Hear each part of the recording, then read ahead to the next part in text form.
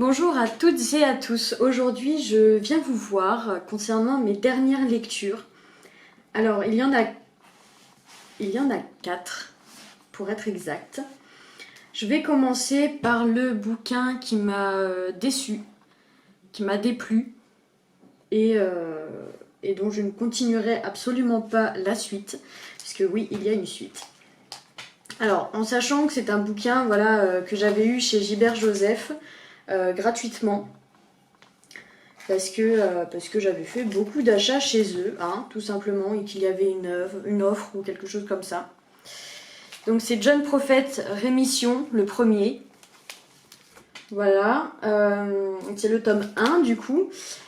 Et je vois que le tome 2 était à paraître, donc ça fait un bon moment que je l'ai. Il est sorti chez Urban Comics. Donc c'est de Brandon Graham, Simon Roy, Farrell Dalrymple, Giannis Milo no Giannis. Voilà. Alors, qu'est-ce qui m'a déplu dans ce bouquin? Alors, c'est un dessin que j'ai apprécié, que j'ai bien aimé découvrir. Voilà, je vous montre quelques planches.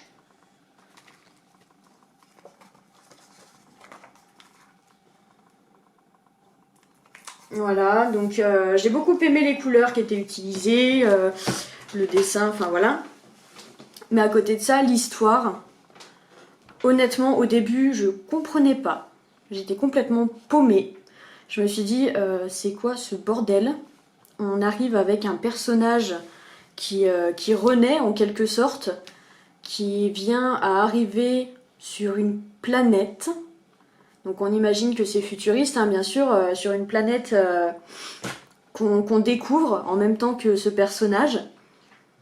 Et il a une mission. Alors il va combattre des monstres, enfin voilà.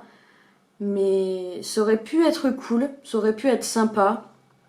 Mais alors déjà que j'aime pas trop ce genre de littérature, bah alors là, j'étais ça m'a saoulée quoi. Je l'ai lu d'une traite en fait. Je me suis pas arrêtée, je l'ai lu d'un coup. Parce que je voulais arriver vite à la fin, parce que clairement je m'ennuyais. Et je me suis dit, je vais pas arrêter un comics en plein milieu, alors que voilà, il me reste quelques pages, enfin, c'est rien à lire quoi. Donc voilà, je l'ai lu très rapidement, j'ai regardé le graphisme avant et après, pas pendant ma lecture, même si bien sûr j'ai fait attention quand même au dessin pendant la lecture, hein, mais vraiment dans le détail, j'ai regardé avant et après ma lecture. Pourquoi? Parce que quand je lis, je n'aime pas me concentrer sur énormément de choses à la fois. Alors attention, j'aime beaucoup la bande dessinée, j'aime beaucoup le roman graphique. Ceci dit, je n'aime pas passer une phrase à regarder la vignette pendant 15 ans, à me dire « Ah, il y a ça, ça, ça, ça, ça. » Non. Et après, continuer. C'est pas mon truc. Je préfère regarder avant, me dire « Ah, le graphisme a l'air cool. » Faire ma lecture. Et à la fin, reprendre sur le graphisme pour voir ce qui me plaît vraiment dans ce type de graphisme, en fait. Alors, au niveau du graphisme, du coup, comme je vous l'ai dit, j'ai apprécié, sans pour autant adorer, bien sûr, parce que c'est pas non plus quelque chose de transcendant, il n'y a rien d'extraordinaire, c'est du vu et du re-revu, donc voilà. Après, c'est plus l'histoire, du coup, où vraiment je me suis sentie abandonnée par l'auteur, vraiment, parce que on ne comprend pas. On ne comprend pas le but, on ne sait pas où on veut en venir, on découvre qu'il y a des clones, des machins, c'est un bordel sans nom en fait, tout simplement. Donc voilà pour cette première lecture que je n'ai pas appréciée, hein. Voilà, j'espère que ce sera autre chose pour vous. Mais bon. Ensuite, il y a eu de Niabulo S.N.D. Bell, Mon oncle. Donc celui-là, je vous en ai parlé dans ma vidéo précédente, qui faisait partie de mes achats et de mes lectures programmées normalement, à moins que je l'avais déjà lu, c'est possible. Enfin bref, toujours est-il que j'en ai fait une chronique sur mon blog, que d'ailleurs je vous mets le lien dans ma description. Alors, ce bouquin-là m'avait attirée parce que je cherche à lire de plus en plus de littérature étrangère. Et cette littérature africaine, je me suis dit, ça va me permettre de connaître déjà un petit peu plus la culture africaine, mais également la littérature africaine. Et c'est vrai que bon, le résumé m'avait plutôt plu. Je me suis dit, pourquoi pas. Donc ça se passe dans une banlieue de Johannesburg. C'est l'histoire d'un enfant de 11 ans qui est en train d'évoluer et d'ouvrir les yeux sur la vie tout simplement. Alors, on commence dans un récit qui est plutôt sombre, je dirais. Il est orphelin de père et du coup il n'a pas de figure masculine sur laquelle se reposer. On parle également de ses amis, de ses liens, de ses affections, de ce qu'il aime, enfin tout ce qui compose sa vie d'enfant, jusqu'à ce que son oncle arrive chez lui, donc le frère de sa mère, et que là on ait un tout autre regard en fait sur la culture africaine, qui nous montre en fait que les enfants prennent leur oncle comme figure paternelle, du coup, lorsqu'ils ont perdu leur père. Alors ça m'a beaucoup plu, parce qu'on est dans un roman qui est quand même assez psychologique, dans le sens où voilà, l'oncle arrive, on ne le connaît ni d'Ève ni d'Adam, et on a toute une construction autour de ce personnage de l'oncle qui nous mène en fait à comprendre qui il est, qui l'auteur a voulu qu'il soit, qui a une affection particulière pour la musique. Alors c'est un point qui est très important dans cette longue nouvelle, parce que non, ce n'est pas un roman en fait. Et j'ai beaucoup apprécié, étant donné que moi-même j'adore la musique. Alors j'ai été très attirée par ce point-ci, surtout qu'il voue à la musique une éloge particulière, qu'on découvre d'ailleurs dans cette nouvelle. Et à côté de ça, on passe de l'oncle, de l'enfant, de l'oncle, de l'enfant, des histoires entre l'oncle et une certaine femme qui est la femme d'un tel et du coup qui va créer des complications, enfin toute une histoire qui se crée dans le village en fait, et qui nous ramène à ce point qui est essentiel en Afrique et dans ce quartier-ci, c'est que le village, tout le monde se connaît en fait. N'est pas toute une famille, mais tout le monde se connaît, tout le monde sait qui fait quoi, qui il est, et du coup ça crée des ennuis comme ça peut rapprocher. Donc voilà, c'est la thématique en gros de cette nouvelle. Alors, d'un point de vue personnel, j'ai bien aimé. J'ai bien aimé lire cette nouvelle, mais je pense que je n'ai pas accroché tant que ça pour autant, étant donné que j'ai mis longtemps à le lire, alors que c'est une longue nouvelle, quoi. C'est pas un roman de 500 pages. Mais j'ai vraiment mis du temps à le lire, et ça a été éprouvant à certains passages où j'ai ressenti de l'ennui, où je me suis dit, purée, c'est long. Alors qu'une nouvelle, c'est censé ne pas sembler être long en fait. Hein. Donc voilà, c'est peut-être le point négatif de cette œuvre. Ceci dit, ça m'a beaucoup apporté et je ne suis pas déçue de l'avoir découvert. Pour continuer, de l'abbé Galdi, Une courtisane au Vatican. Voilà, qui est un très vieux roman que j'ai acheté il y a peu de temps en fait, et qui nous raconte du coup les aventures scandaleuses de Donna Olympia et du pape Innocent X. Alors, c'est une biographie, hein, la biographie en quelque sorte de Donna Olympia et du pape Innocent X, qui bien sûr avant d'être pape a eu une vie, hein, il faut le préciser.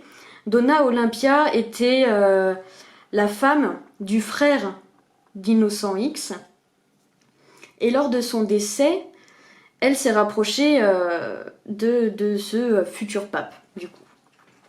Alors, on tourne autour de ces deux personnes qui ont mené une vie, alors pour le pape, normale si je puis dire, mais pour Donna Olympia qui était vraiment gouvernée par le vice, par l'envie d'argent énorme, et qui du coup a profité du pouvoir de son du frère de son mari décédé, hein, du coup, pour se faire de l'argent, hein, bien sûr. Voilà. Alors, je ne pensais pas autant accrocher pour le coup, parce que ce genre d'histoire qui se passe au Vatican, machin, enfin voilà, on en entend beaucoup parler en ce moment pour tout ce qui est pédophilie et tout le bordel. Mais il faut savoir qu'il n'y a pas que ça dans le vice, en fait.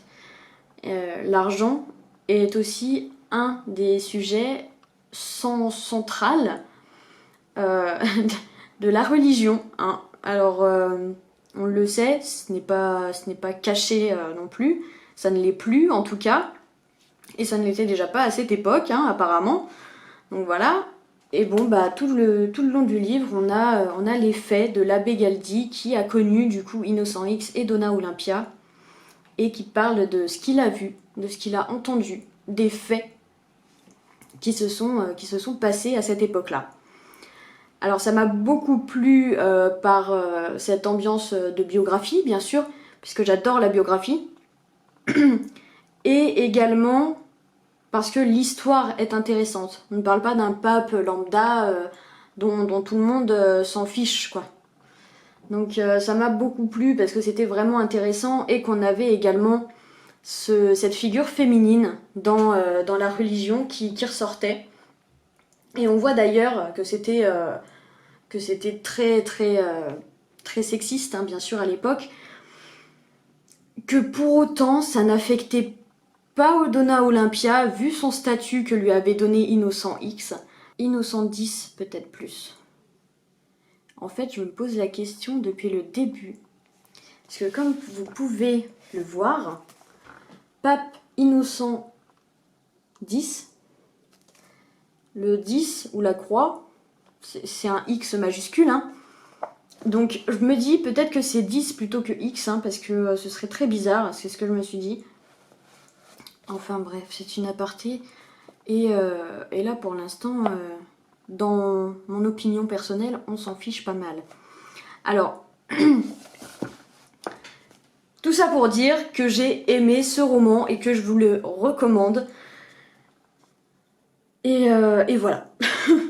Je passe au dernier que je vous ai présenté dans ma dernière vidéo, le hibou de Samuel Björk, qui est génial, mais vraiment fantastique. J'ai adoré ce bouquin. Alors, ça faisait éternel que je n'avais pas lu de polar, et là, mon Dieu, il est génial. Alors, le hibou, c'est l'histoire d'une jeune fille qui est retrouvée morte